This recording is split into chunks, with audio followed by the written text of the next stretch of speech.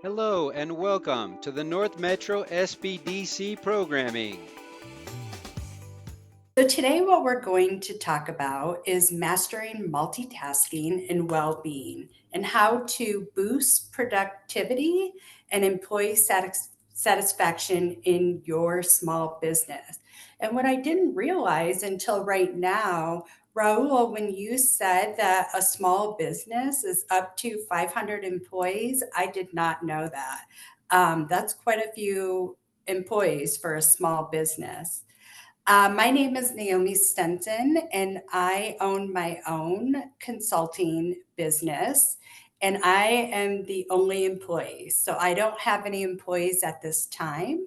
But just to let you know what kind of services I offer, probably the one or two services I focus on more is career coach and helping individuals develop their resume and prepare for interviews. I am a registered dietitian and I precept dietetic interns, and I've always really enjoyed helping them navigate through their career and finding their passion and helping them navigate the interview process and what to say and not to say. So if anybody is interested, keep me in mind for those services. And then I also have experience in organizational leadership and management. And really, what that means is looking at the staffing organization, looking at procedures. Are there efficiencies that can be improved?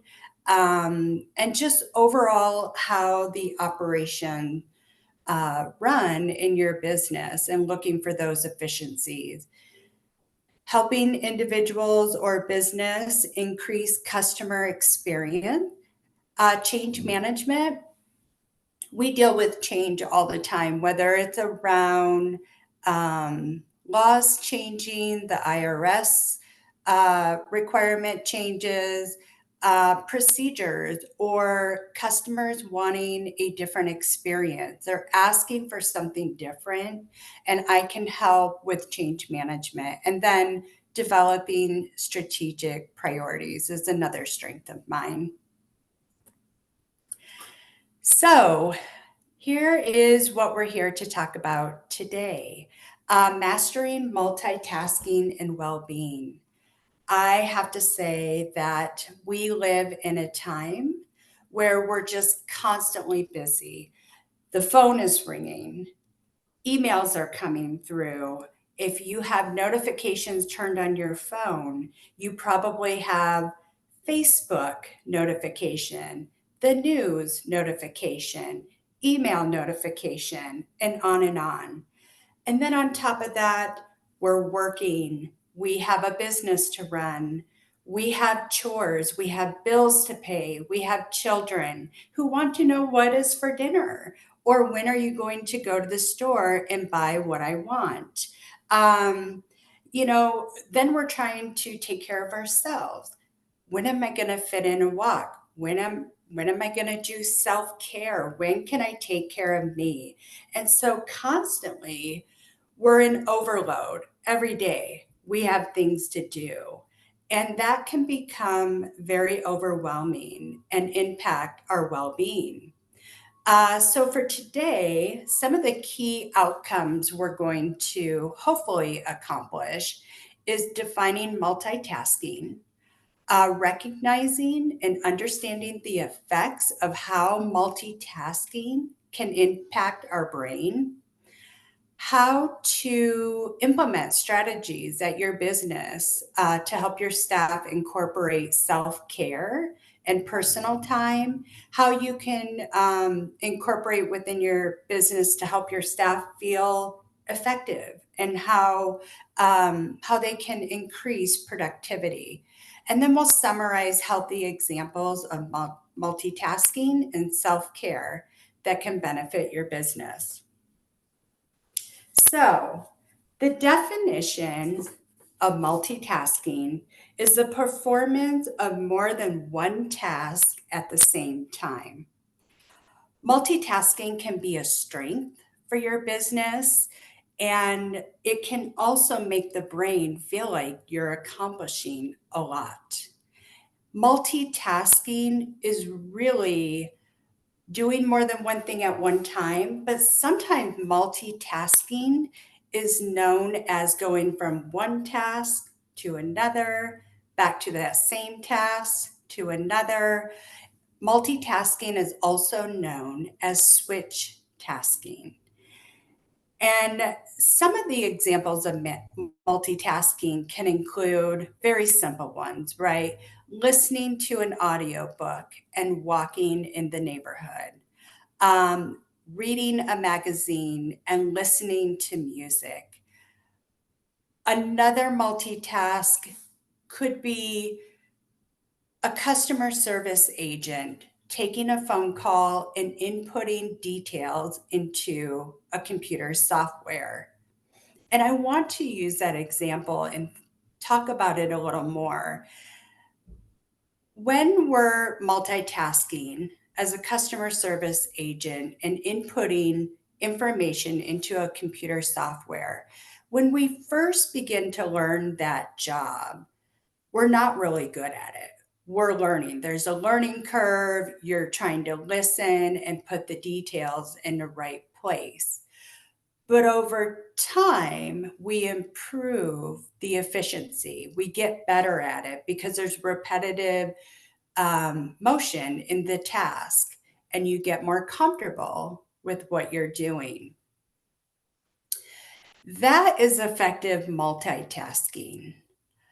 What may not be effective, or what else multitasking can look like, is you're working. You're on a computer, you're checking emails or doing whatever it is that you need to do on a computer. A customer calls and walks in. The customer's talking to you, but you feel the need, you have to get this email or whatever done. And so you're not entirely focused. That could be multitasking, but it's not effective.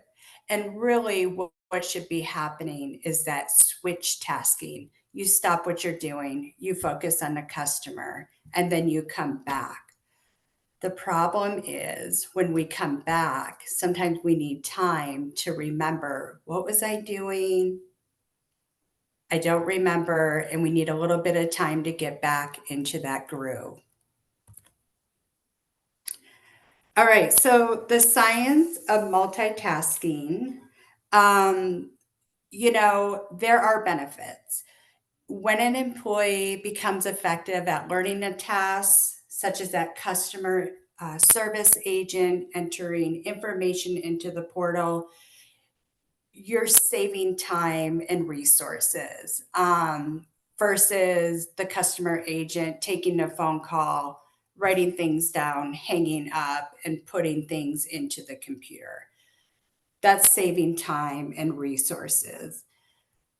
However, sometimes negative impacts can outweigh the benefits of multitasking. And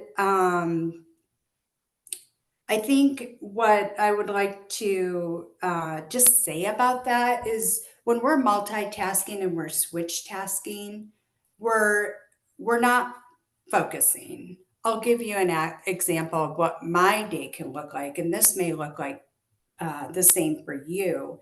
Is I'm doing emails, my phone is going off, I have Google Chat, somebody's chatting me that they need something. And then I have to get on a call, an appointment. And so I'm on this call with a bunch of people, but then I'm trying to answer my phone, answer my emails, answer the Google Chat. And it's just constant switch tasking, but there's really no focus. And so behaviors like that, switch tasking long term, can have negative impacts on our health. Long term multitasking can lead to stress, raising our blood pressure, our heart rate. It can lead to short term memory, and I'll go into that a little bit more. It can lead to fatigue, and it can lead to errors. You're constantly switching, and then you make an error. And what do errors do to our mental health? They make us feel less capable. And so, constant switching can cause health issues for ourselves. It can cause distraction. And over time, long term switch tasking can make us feel like we're just not productive. The list is on, and we don't know where to begin. So it can lead to lower productivity. And then when your staff is not productive, it can lead to disruption in your business. It can lead to overall frustration among you and your team. Um, and it just causes issues that now you have to spend time on addressing those. Um, Dividing our attention among tasks may impede a person's ability to complete even a simple task. It's that my list is long. I don't know where to begin. I have to walk away, or I'm taking the day off because I can't deal with what's on my list. And then long term multitasking can lead to burnout. So here's what the statistics say, and this comes from Dr. Kubu. The research shows that what I already said makes us less productive and prone to errors. And often when we think we're multitasking, we are not doing more things at once, more than two things at once. We're just switching tasks. And humans, according to Dr. Kubu, a neuropsychologist, she says we are wired to be monotaskers. We're only wired to do one thing at a time. And according to her, 2.5% of the population can effectively multitask.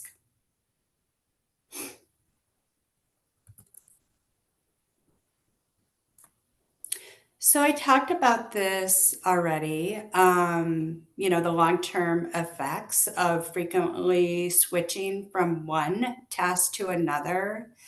Um, in my notes, and you'll all receive the slide deck later today or within the next couple days, you'll see that I shared in the notes section research out of Michigan State University, and it's around how the research shows that multitasking leads to less productivity and increase in mistakes. And what she says is based on her research, our brain is not developed to split our attention on more than one task. It causes more mistakes. And really, what we need to think about is focusing on a task, completing the task, and then moving on to another one.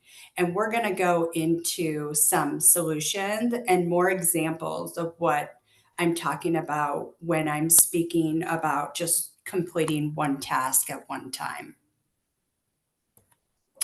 So I'm going to pause and open it up for discussion and just a couple questions, and then certainly open it up to comments and other questions among the group. But I'm curious, do you think you are effective at multitasking? Why or why not? What impacts are you or your employees experiencing as a result of multitasking or frequently switching tasks? And what observations have you made in how multitasking impacts your business? I'm going to stop sharing.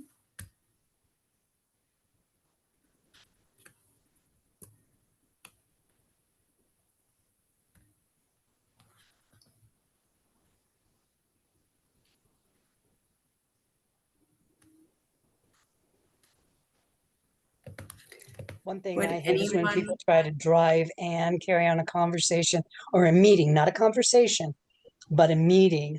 And especially if it includes you're trying to talk numbers. I don't want to hear you get into an accident because we're having a conversation and you're trying to drive too.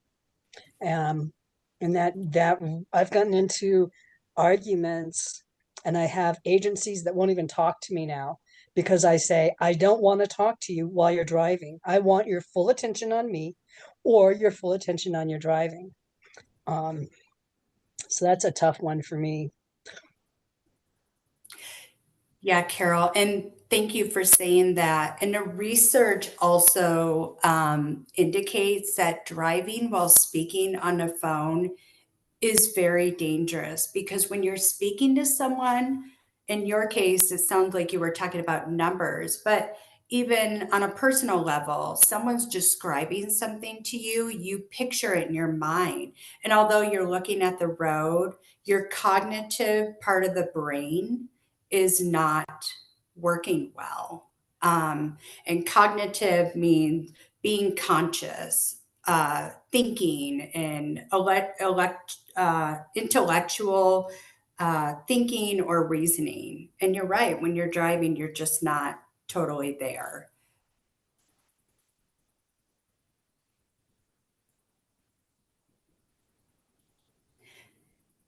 Anyone experience health issues related to long term multitasking or constant switch tasking?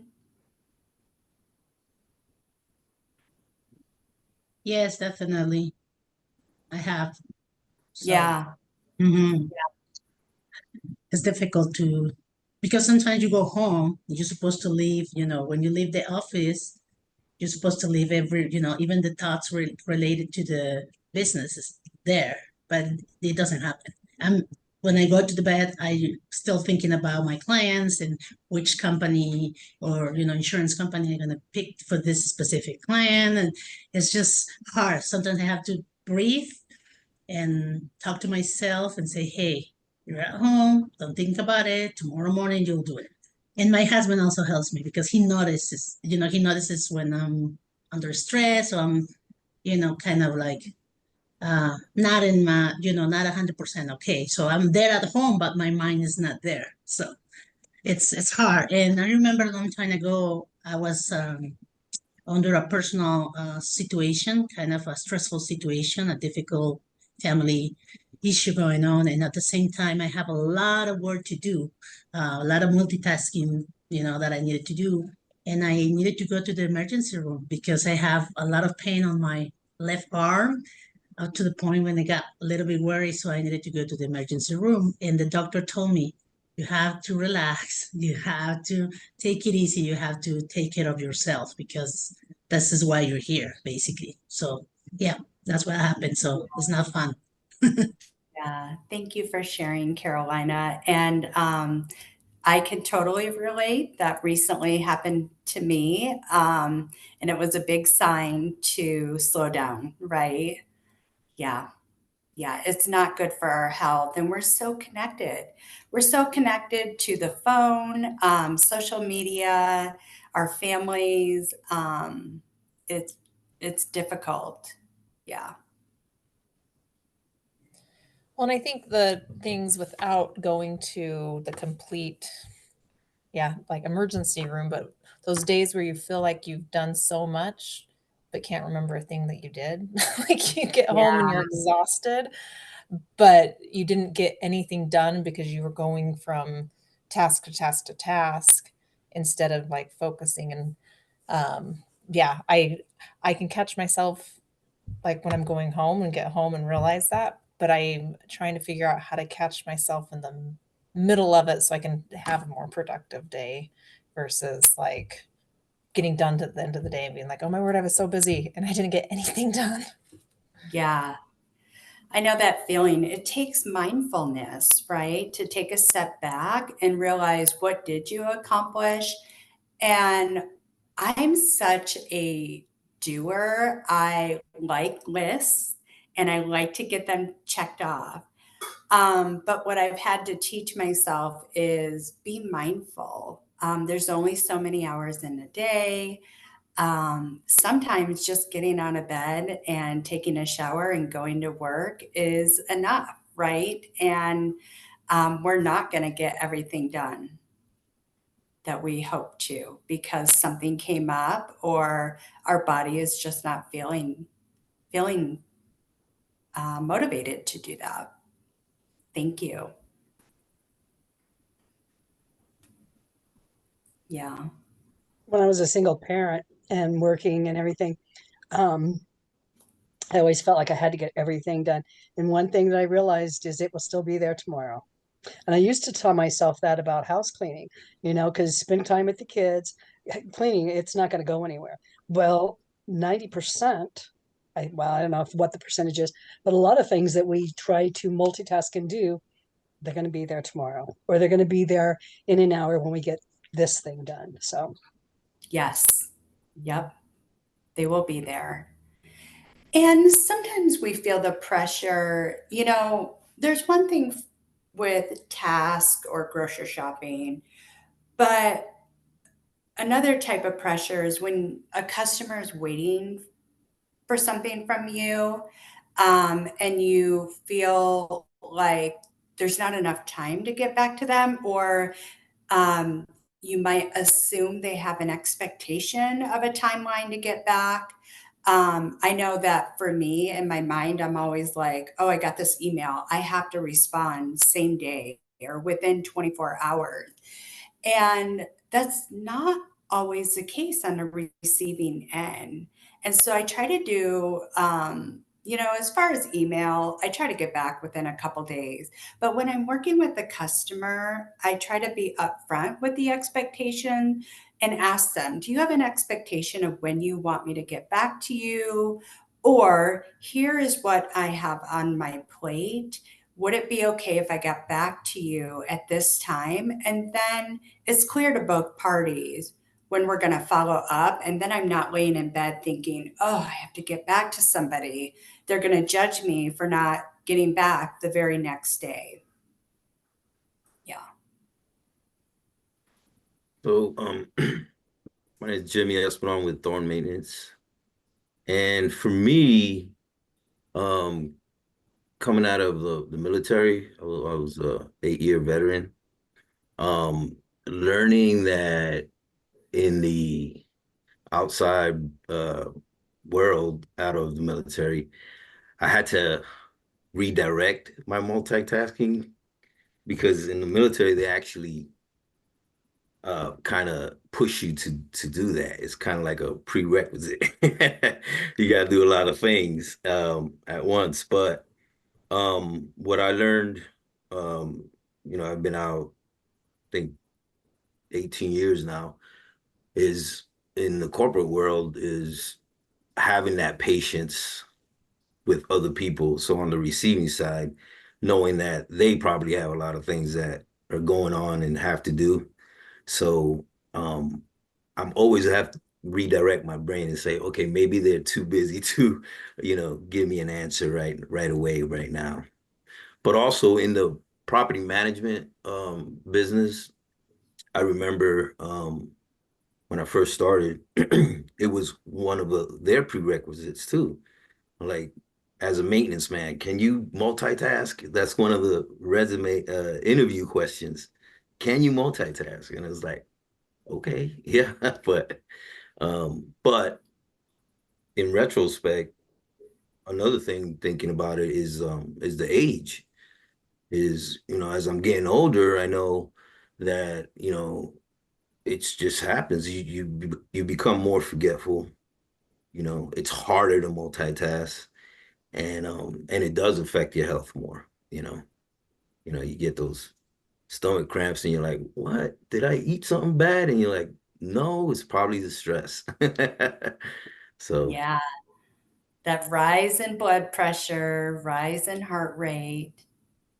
Jimmy, thank you so much for sharing. thanks. And I can relate on the aging piece. As I get older, I'm like, man, I can't keep up. Even cleaning my own house, it's like I could do this, in an hour and a half 5 years ago, and now it's like I do one task one day another task another day, and I'm okay with that.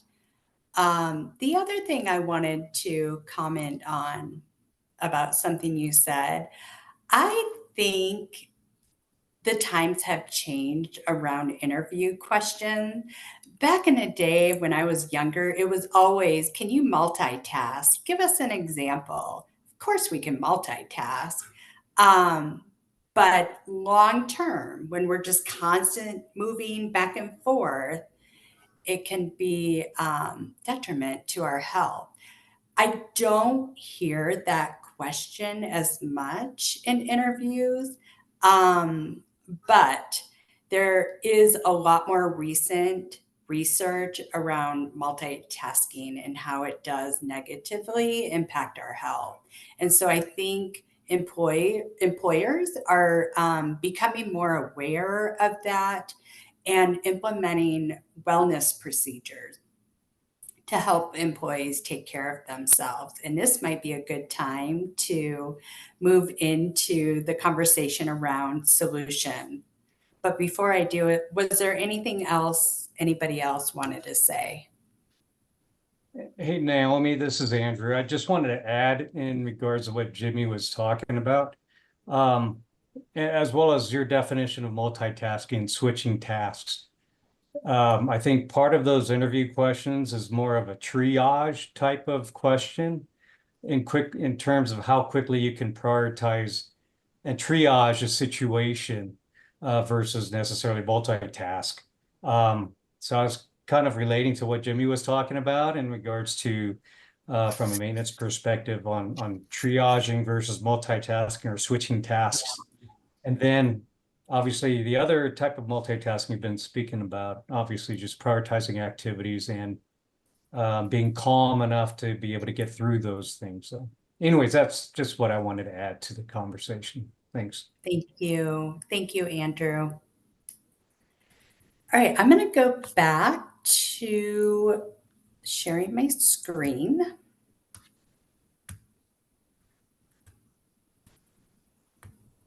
Thank you all so much for sharing. All right, so we are going to move on to solutions. And I could say a lot about this, and I want to hear from you, but I think what is most important, when you begin your work week, you need to identify your priorities. What has to be done? Is there a deadline that you have to meet? And Andrew, it goes back to what you were saying, like you're triaging what is on your plate, what needs to be done. Um, Prioritize what is most important and plan your day. And here's what I mean by plan your day. I don't know how many of you use a electronic calendar. I use Google Calendar and I do plan out my day. And what it looks like is there are meetings scheduled, but for any activities or tasks that need to be completed, I put it in my calendar and I build in time in my calendar to complete that task. There are times that the time is taken away because a meeting pops up and someone needs to talk to you. And so, what I do is move it to another time or another day. So, I'm being purposeful about scheduling time to complete that task. Removing distractions. As I get older, I feel like I'm more distracted. I don't know if it's an age thing or something else. It could just be a lot going on in my day to day. But I find that removing distractions is really important for me. So keeping my office clean at the end of the day or in the morning, just picking up any papers that don't need to be on my desk or any Kleenex on the desk or extra water bottle, removing it. Because sometimes what happens for me is I'm working and I see the mess and messes bother me. So I stop what I'm doing and then I'm cleaning up the mess and I'm losing time on the tasks that I'm supposed to be working on. I plan for focus time, just time to think strategically about anything, projects that are coming up, any communication I need to make for customers, um, any upcoming disruptions, how do I deal with them? And when I say disruptions, like disruptions in your business that you might anticipate, a change in software or an upgrade in software that might impact your customers. Um, Removing distractions could be not having your phone by you. So right now I'm offering this training. I have my phone on focus time, so I won't receive any chats, any texts. I do wear a Apple Watch that notifies me to get up and walk or when I get a text. And right now those things are not on me. And sometimes I have moments where I have liminal moments, which are periods of transition where we experience what we experience between a task. And what that can look like is I finish a meeting at 11:55, my next meeting's at noon, or maybe at noon I'm going to start a task. Well, for those 5 minutes, I look at my email. My emails could take me down a rabbit hole. And then I start responding to email or taking action, whatever the email is asking me to do. And then all of a sudden it's 12:45 and I didn't accomplish what I wanted to at noon. So liminal moments are something we want to pay attention to and try to avoid. That could be looking at social media. And sometimes those liminal moments can affect our mood. So we might read something on social media or the news that affects our mental health or makes us empathetic towards whatever somebody is saying or what's in the news, or it might just affect us in a negative way. So I really try to limit not watching news in the morning. I definitely don't do that. And carve out time that maybe I want to know about the news and limit how long I'm going to read about the news. Same with social media. When I wake up in the morning, I don't look at social media. I basically get out of bed and I start my day, maybe going for a 15-minute walk and then getting ready for work. But looking at social media can take time away from what we really need to be doing. All right, so here are some examples of self-care for yourself, and then I'll go into strategies to promote self-care for your employees. I find when I'm multitasking throughout the day or tasking from one task to another, when it becomes overwhelming, I try to pay attention to that. I try to pay attention. Is my heart rate raising? Am I feeling tense? Is my stomach hurting? I try to pay attention to those signals and take a step back and think, what do I need to do for myself right now? Because in the current situation, it's not helping my well being or my health. And so recently, probably a few weeks ago, I had a tough call with a customer. I had someone ringing my doorbell. Then I had someone calling me on my personal cell phone and just constant information being sent my way. And when I finally had a moment to settle down, rather than keep working, I took a step back and decided to take a 15-minute walk, look at the mountains, and practice mindfulness, taking deep breaths, focusing on the mountain,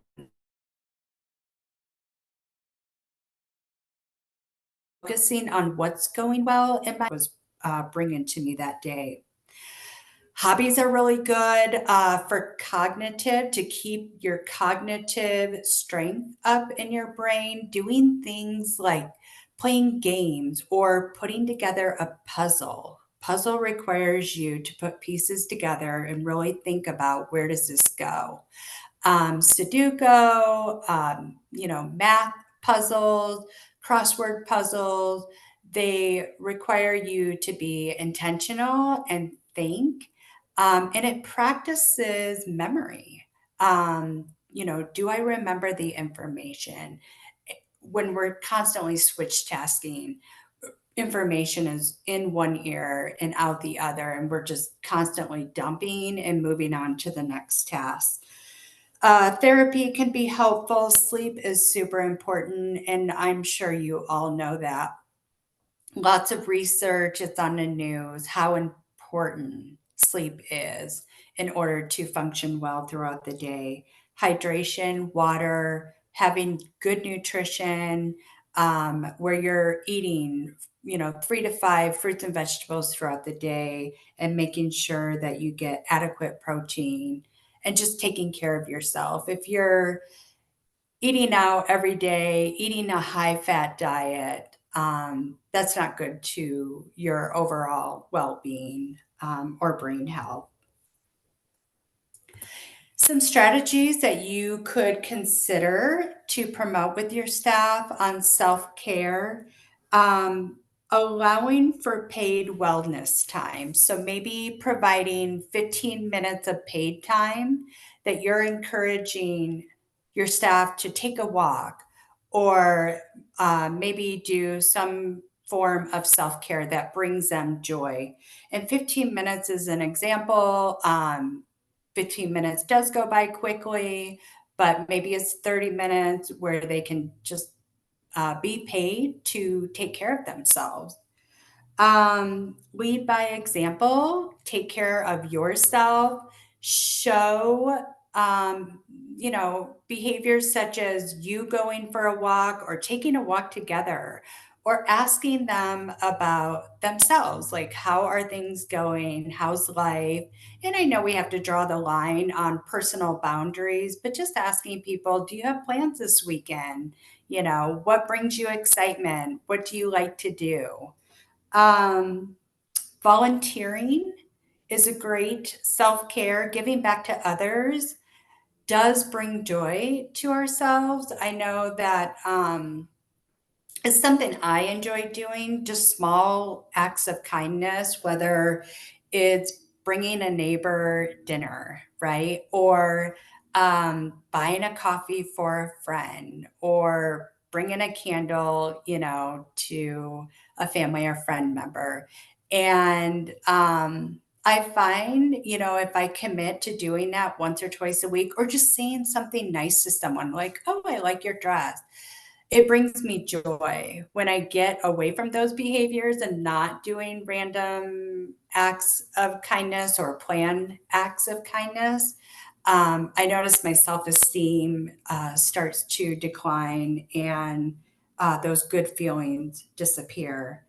And then ask your employees, how should you promote self care in your business? What brings them joy? What does it mean to them?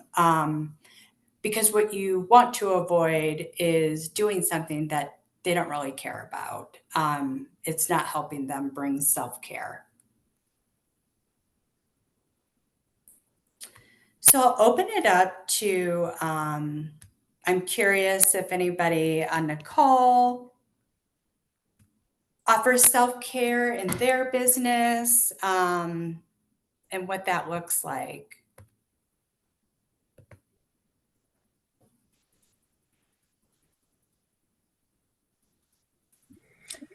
We do not, but we have thought about it. So I thought maybe I would share something. So I own a mental health clinic, me and my husband. And so one for us is checking, I guess that's something we do is checking with employees, making sure that they're not burning out, that they're taking time for themselves. But we've also thought of maybe paying for like a like Calm, like one of those apps to kind of help with meditation, well-being, things like that. And so that's something we haven't actually pulled the trigger on and done, but something that we've kind of thought about that, I've heard people offering gym passes to their employees as well.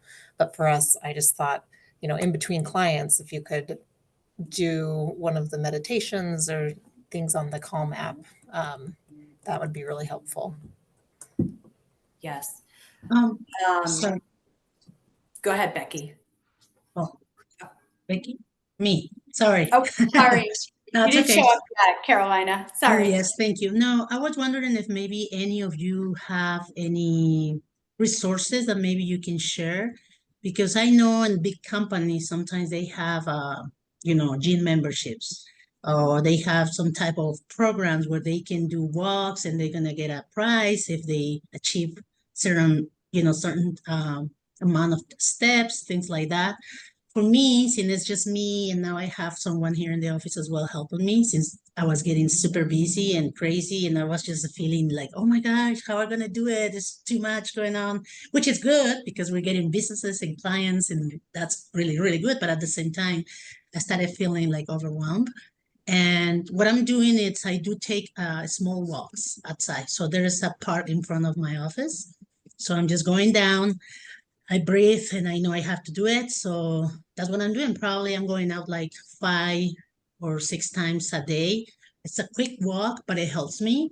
Just feeling the air and seeing the trees, the park, it helps me a lot to refocus, I think. So that's what I'm doing. But if you have any resources to share, I think will be really nice. Thank you. Carolina, have you tried walking meetings with your employee versus sitting at a desk? Maybe you encourage or promote, let's go for a walk and talk about. That's what I'm doing with her because Cool. we are very close and she does, I mean, she's excited. I probably, right? When you're super busy and you have a lot of things to do and you have to go back with a customer as soon as you can, sometimes you don't see the clock and you don't realize how many hours you've been sitting or stand up or whatever. But sometimes you don't realize that the time, it's a lot of time that you have in sitting. So I am just going and pulling her and telling her, hey, we need to go walk. No, let me finish this. I said, no, we have to go because you have to take a break and then you're going to be okay, right? It's going to be better. You're going to feel refreshed. So then you can come back and refocus and you feel more effective, more efficient when you do that. So yeah, and she's learning and she's doing it. So we're doing it together now because I want her to, feel good here and not with, like thinking that this is too much for her or I don't want her to quit. So I'm making sure that she's gonna be happy and relax as soon as possible. Agree. Carolina, I don't have a resource on hand. Maybe someone else does. But another idea that my employer gives to me is flexibility. I have an appointment in the middle of the day. And so maybe that appointment takes 2 hours, but my employer will let me either take leave, right? Or just work later in the day to make up that time.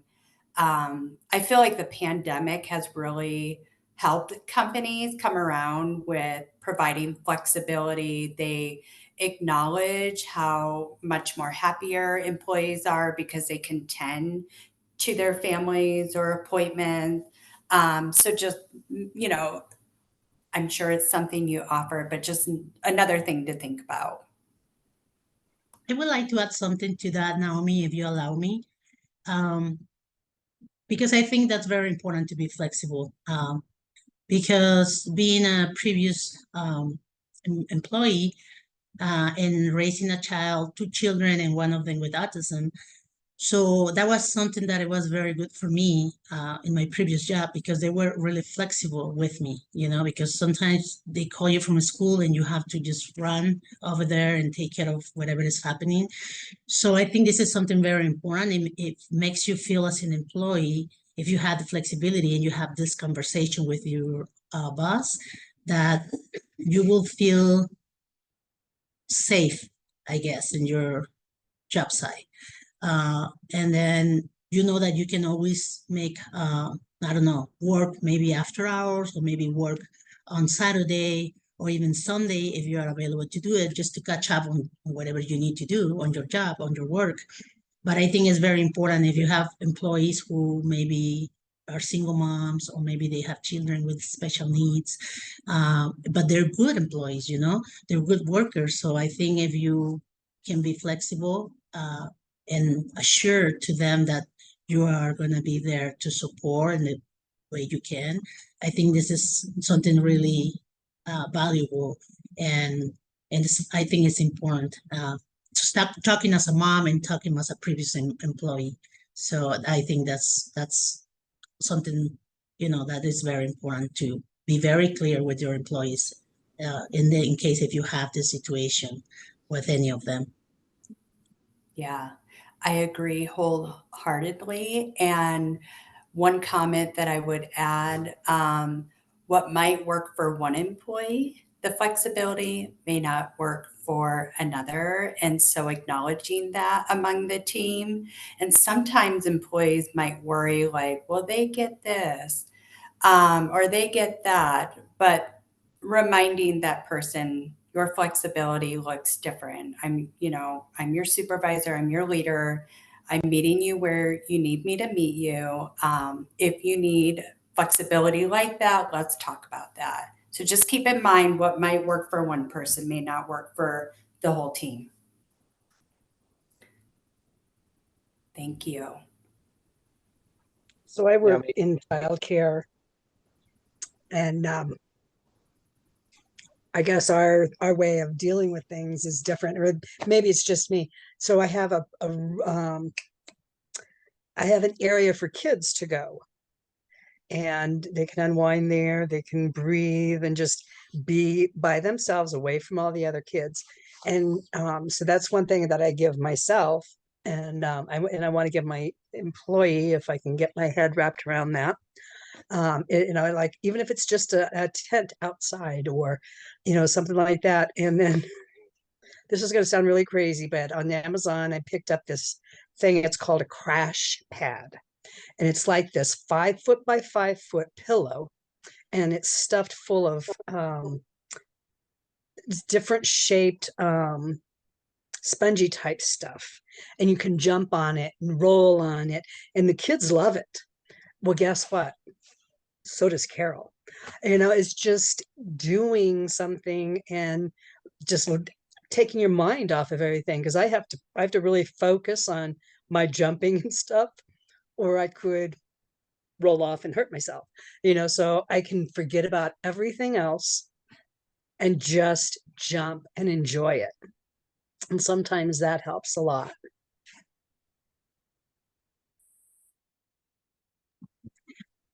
Carol, could you send us a link maybe to buy that pillow? Or, because I think it will be really helpful for me. So, Yeah. thank Of you. course, yeah. Thank you. Carol, I'm sure you are switch tasking all day in childcare, right? Oh yeah. Oh yeah. That crash pad sounds pretty cool. I think I'm going to check it out too.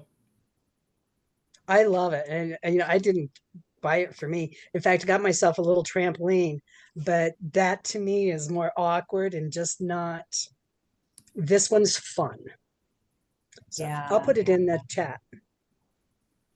We have a Awesome. couple questions that were asked in the chat earlier. I'm not 100% sure if we addressed them. My feed cut out for a while there.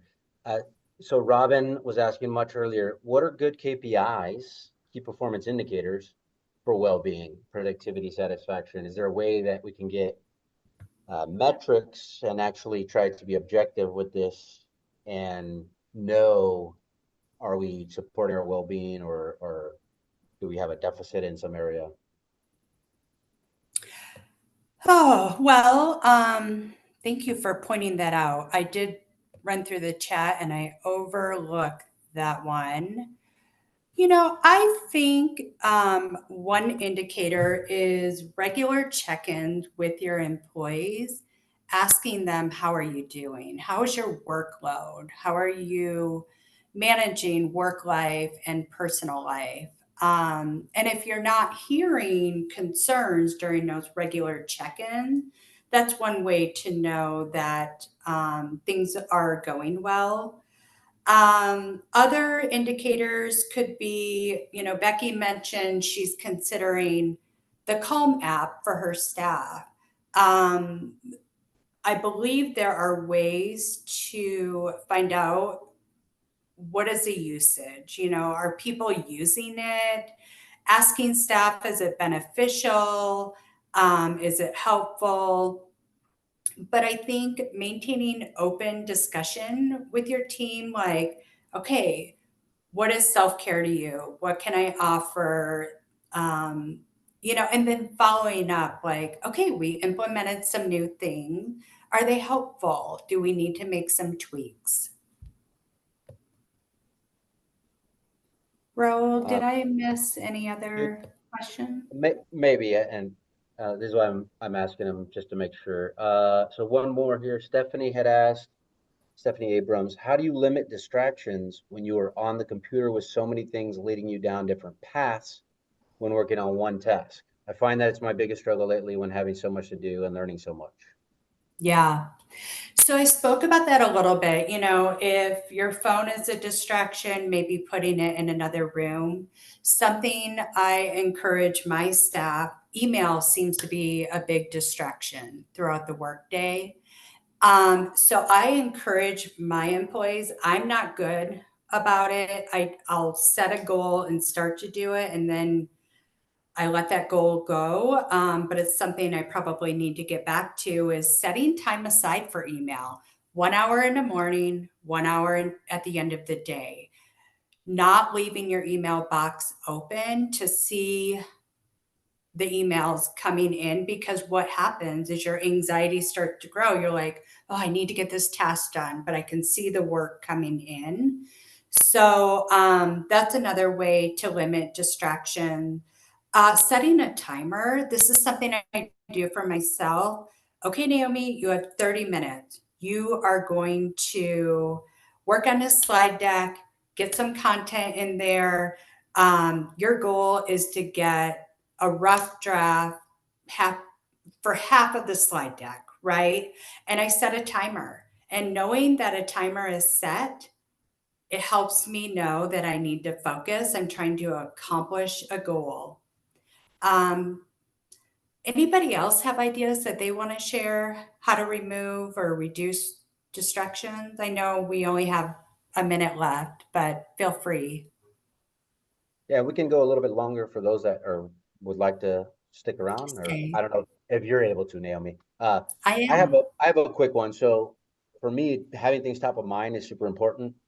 And you can go overboard with this, and then it gets all washed out. But post-it notes. So maybe something like a post-it note that would remind you to come back to the one thing. For example, Yeah. let's say you're working on this thing, one thing right now, and that post-it note tells you like, "Hey, close everything else and only focus on the one thing."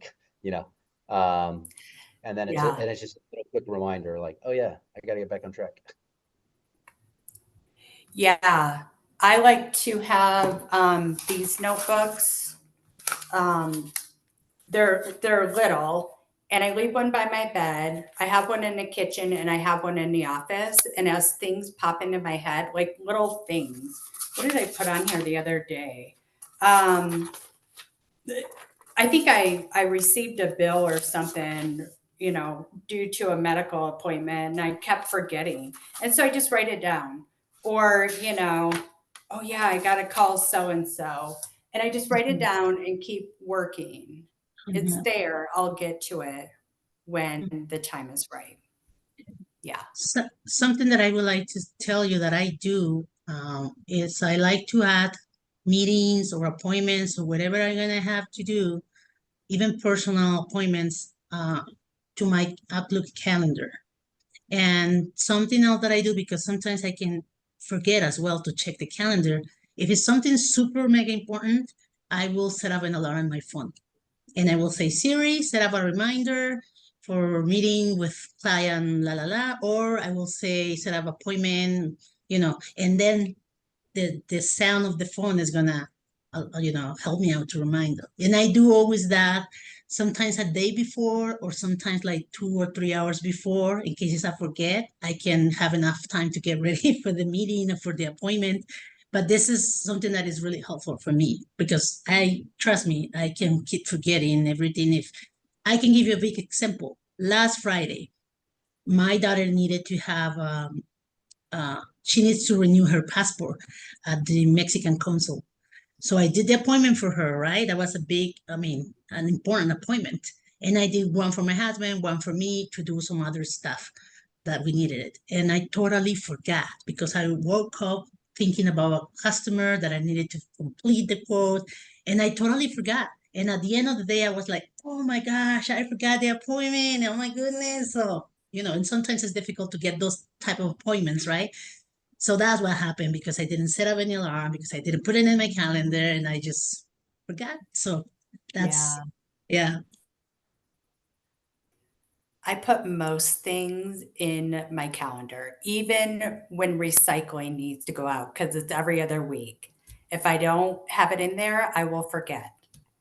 And it's because we're switch tasking all day. We're not sitting around thinking about the to-do list. Well, we might be, but because we're just constantly moving, our brain is constantly on, we tend to forget. I was an executive assistant for 13 years, and I would always get home and think, oh no, I forgot to do this. I forgot to do that, blah, blah. Well, I finally started when I'd leave at night, I'd put my phone, my work phone on forward. Then when I got home, if I had any of those things pop up in my head, I'd call myself on my business phone and leave myself a message. And people would hear me answering, getting the voicemails off of my message, off my voicemail, and they're like, wow, that's a really good idea. Because then I would be able to go to sleep, though. I didn't have to think, I didn't have to remember, so that really helped me a lot. Yeah.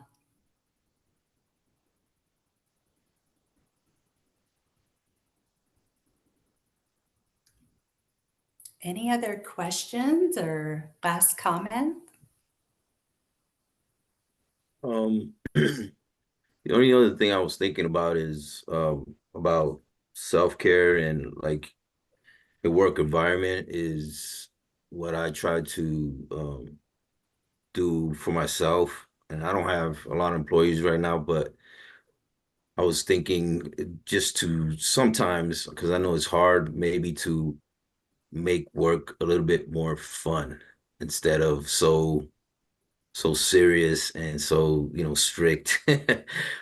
Just make it enjoyable, not you know not so strict sometimes, because that can add right to stress, I guess. So Yeah.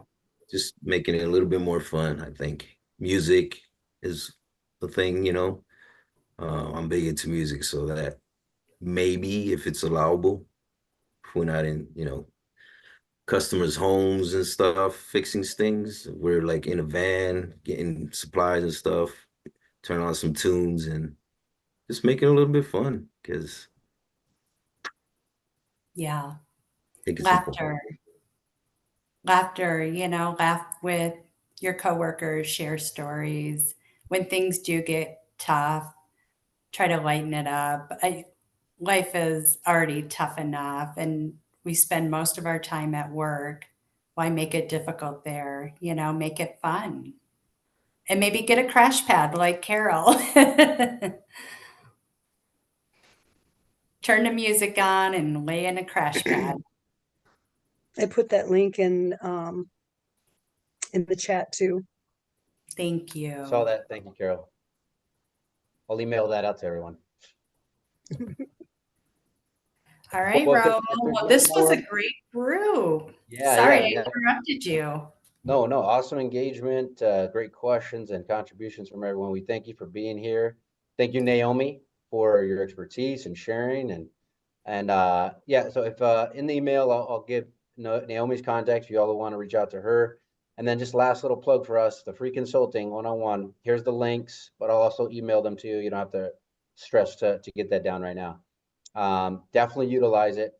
And it's very, very helpful. There's experts from every aspect of the business field or business industry, marketing,